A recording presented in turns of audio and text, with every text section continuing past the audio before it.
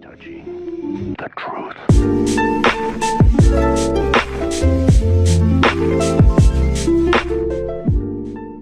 Alright, what's up guys, it's Havix here, and today I'm going to be making a video on a game that I haven't played since it came out actually. It's called Dangerous Driving, and yeah, as you can see from the people up in the top right, and they're talking, they can hear me, which is kind of weird.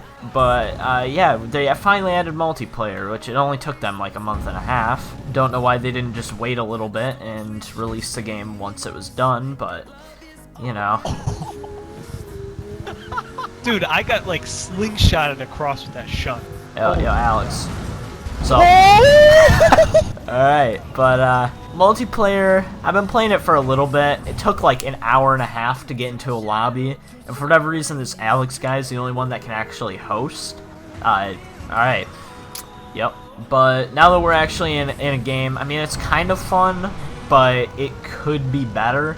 It's definitely not as good as like the multiplayer in like Burnout Paradise. In my opinion, that has like one of the best multiplayer modes in like any racing game.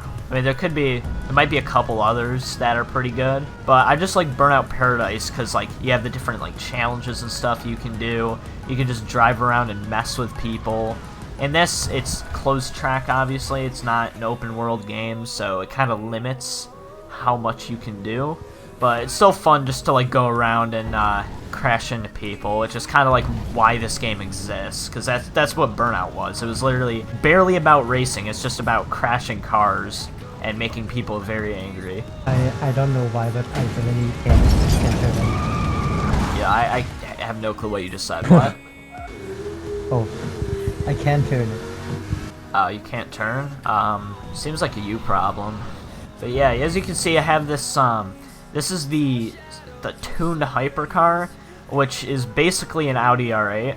I mean, they just, like all the cars in this game, they took a model of a real car and kind of changed it a little bit. So it's not the same because obviously they're not going to get licensing for an indie game that doesn't have that much funding. I mean, just the licensing to use one real life car is probably more than the entire budget of the game. But I actually do like how this one looks. I mean, there's only like 4 different types of cars in this game.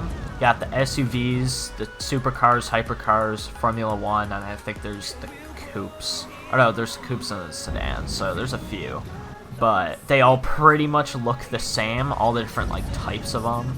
Like you have the hypercar, then the tuned hypercar, and stuff like that. So I do wish they kind of added individual vehicles and had it be, you know, some cars might be better at cornering while other ones might be better, you know, when it comes to speed, or might have more NOS or something like that. But for just like a basic indie game, I mean, obviously you don't have the time and the resources to make like 80 different cars, but for what it is, I mean, it's pretty good. I don't even know where everyone else is. I mean, I just passed someone's yellow car, so whoever that is, I think he crashed a while back. Oh, that's you. Okay. Come here, boy. Oh, got him. Oh, wait, is Aftertouch a thing in multiplayer?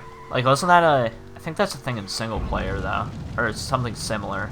I don't know if it's in multiplayer. Like, after you crash, you should be able to move your car around. I'm guessing it's not, just because, like, it normally slows it down, and that would be kind of weird to implement into multiplayer. You know, this game feels like one of those early access games that's not listed as early access. You know, this is really early access. They don't want to say it, but it is. Yeah.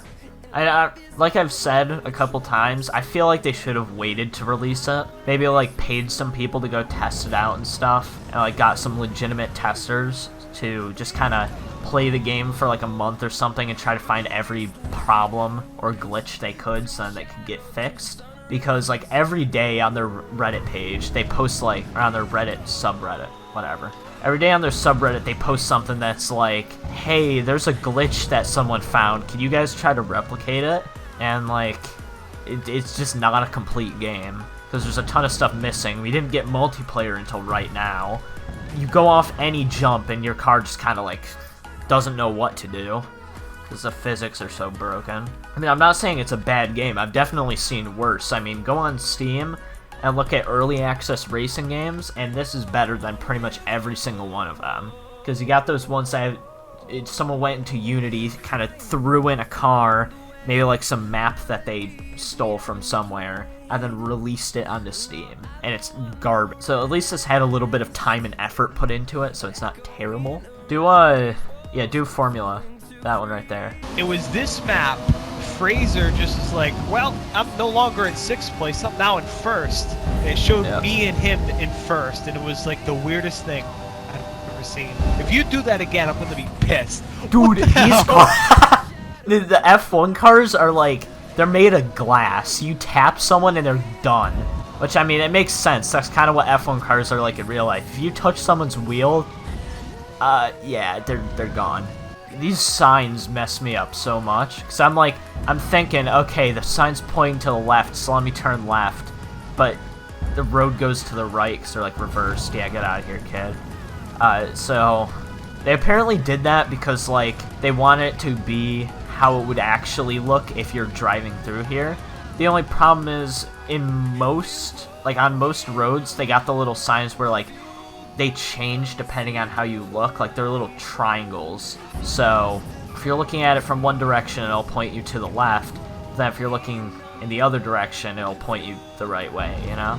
Yeah, because in real life, they just got the signs, or the little arrows, like on a road that actually needs them. They got the arrows that they change depending on like the way you're looking, just because it's like a little wedge shape or a triangle, and on each side they have a different direction. From the way you're facing, it'll show the right way you have to go.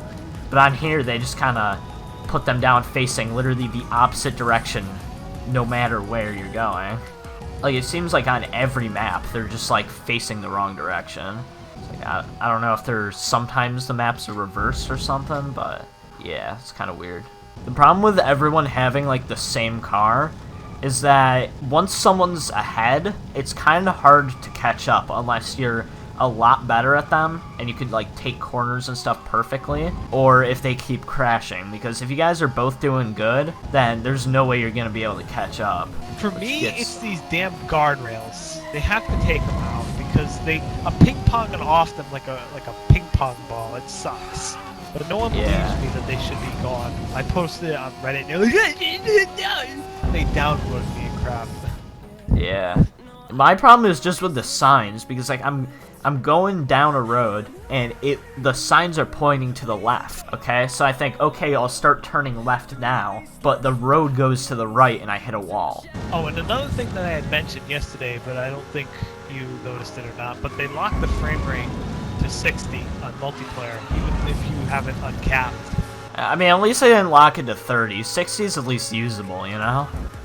Some games, they lock it to like 30 or like 20 or something, and it's just stupid. But I mean, you can definitely tell, because if it was like a slower game, you probably wouldn't be able to tell as much, but just because stuff is moving so fast, you can kind of tell that it's not like 200 FPS. I mean, it's not the biggest issue that they cap it, but it's interesting to see that it's only capped in multiplayer. You go back in single player, the frame rate will be, you know, going up into the hundreds or whatever. Well, yeah, I wonder why they did that, though. I'm curious. They probably did it because, like, even though it's minor, it still, if you have, like, a lot better frame rate than someone, it still gives you an advantage. Like, in games like Counter-Strike, for example, it's better to have a higher frame rate than have, you know, better resolution. Like, if you turn your resolution all the way down, but your frame rate is, like, 600 FPS, you have the advantage over someone who's playing on like 4K with 60 FPS. And it's kind of similar with racing games, but just not to like that extent.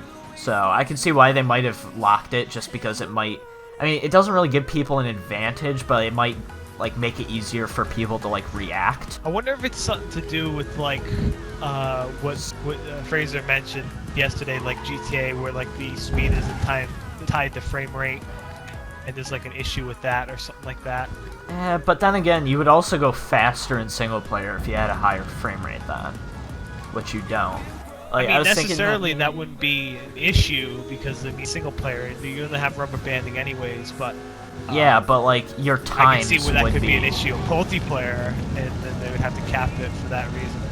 It would also be a problem in single player because like times and stuff. Isn't there like a leaderboard for times? Because then if it was tied to your frame rate, the person with the better computer is always going to have the best time. So that just wouldn't work. But my guess is either it's because it gives you a little bit of an advantage, or it might be like a problem with syncing everything, because everyone's client isn't running at the same speed, so it might be harder for the servers to like sync everything together, you know? Oh, I just found a glitch. I crossed over the finish line, like crashing into a car, and it reset me, and now the camera's not showing the finish line anymore, it's showing my car. Let me try that. Oh, no, couldn't crash, I just hit the wall. I like grazed the car and I like slid over the line, gave me that, and it's kind of broken. I wonder if there's a way to do something similar to like in the Mario Kart games, where like if you go through a certain area and turn around, it'll count the lap without actually going through the whole lap, you know? So I know in like the Mario Kart games, if you go like ahead and then have some way to get behind the line without actually going through it, it'll let you pass through and it'll count as another lap. So maybe if you get like taken out right before you go through the line, it'll reset you back behind it or something. But anyway, I'm gonna end this video here, so if you guys did enjoy it, make sure to like, comment, and subscribe. Alex, do you have a YouTube channel? Yeah, I do. Alright, send it on Discord and I'll link it down in the description. But go subscribe to him. If any of you other guys in the lobby have a YouTube, send it to me on Discord and I'll link you guys. But yeah, I guess I'll see you guys later. Goodbye.